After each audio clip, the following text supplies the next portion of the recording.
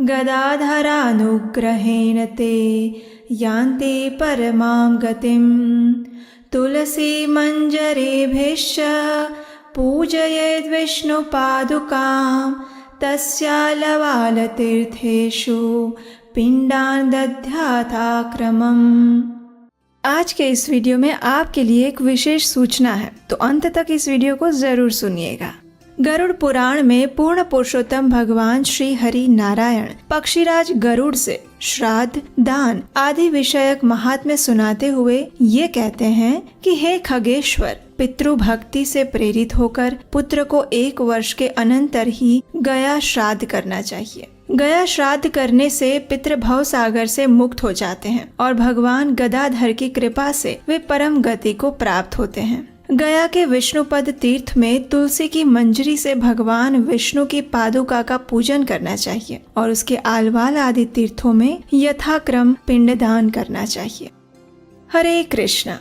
इस समय पितरों को समर्पित श्राद्ध या पितृपक्ष चल रहे हैं और आप सबकी इच्छा को पूर्ण करते हुए आज हम आपके लिए श्राद्ध के विषय में एक सुंदर पौराणिक कथा लेकर आए हैं, जिसमें गया तीर्थ में श्राद्ध करने का महात्म्य भी बताया गया है और गया तीर्थ में जाकर किस विधि से श्राद्ध करना चाहिए इसकी भी संपूर्ण जानकारी दी गई है। तो चलिए आरंभ करते हैं। गरुड़ पुराण में कहा गया है कि पूर्ण प्रयास से मनुष्य को पितृभक्त होना चाहिए। पितृभक्ति के कारण मनुष्य इस लोक तथा परलोक में भी सुखी हो सकता है। और गया तीर्थ में पिंडदान के महत्व को दर्शाते हुए ब्रह्मा जी ने महामुनि व्यास देव जी से एक सुंदर पौराणिक कथा का वर्णन किया था, जिसका श्रवण मात्र करने से भी मनुष्य के सभी पाप नष्ट हो जाते हैं। तो चलिए हम इसी कथा का आज श्रवण करते हैं। श्री व्यास देव जी को ये कथा सुनाते हुए ब्रह्मा जी ने कहा, हे महामुनि, जो व्यक्ति अपने पूर्वजों को मोक्ष प्रदान करवाना चाहता है उसे सन्यासी के वेश में अपने गांव की प्रदक्षिणा करनी चाहिए। उसके बाद दूसरे गांव में जाकर श्रद्धा से अवशिष्ट अन्न का भोजन ग्रहण करके प्रतिग्रह से विवर्जित होकर गयाजी तीर्थ की यात्रा करनी चाहिए।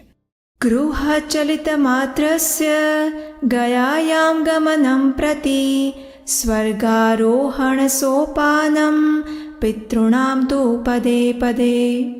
अर्थात गया जी यात्रा के लिए मात्र घर से चलने वाले एक एक कदम पितरों के स्वर्ग आरोहण के लिए एक एक सीढ़ी के बराबर होते हैं। कुरुक्षेत्र, विशाल यानी बद्री क्षेत्र, विरजा यानी जगन्नाथ धाम और गया तीर्थ में मुंडन एवं उपवास का विधान नहीं है, लेकिन तेषां पिंड प्रदानार्थम आगतो अस्मि गया मिमाम, यानी कि मोक्ष प्रदान करने वाले गया तीर्थ में किसी भी समय में, दिन में या रात में श्राद्ध किया जा सकता है। जो मनुष्य वाराणसी, शोण नदी और महानदी पुनापना के तट पर अपने पूर्वजों का श्राद्ध करता है वो अपने पितृजनों को स्वर्ग